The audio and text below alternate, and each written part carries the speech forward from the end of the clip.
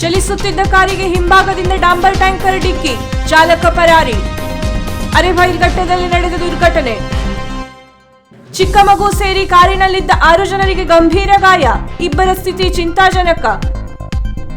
ಬೆಳಗಾವಿಯಿಂದ ಧರ್ಮಸ್ಥಳದೆಡೆಗೆ ತೆರಳುತ್ತಿದ್ದ ಕಾರು, ಯಲ್ಲಾಪುರ ಭಾಗದಿಂದ ಅಂಕೋಲಾದ ಕಡೆ ಬರುತ್ತಿದ್ದ ಡಾಂಬರ್ ತುಂಬಿದ ಟ್ಯಾಂಕರ್.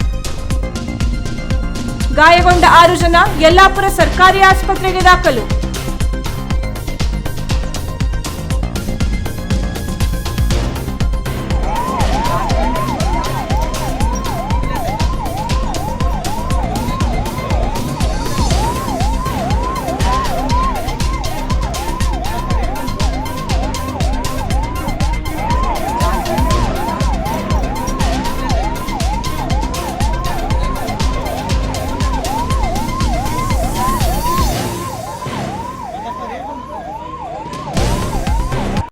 ವೀಕ್ಷಕ ಮಹಾಪ್ರಭುಗಳೇ, ನಮ್ಮ ಚಾನಲ್ ಅನ್ನು ಸಬ್ಸ್ಕ್ರೈಬ್ ಮಾಡಿ, ಶೇರ್ ಮಾಡಿ, ಪ್ರೋತ್ಸಾಹಿಸಿ.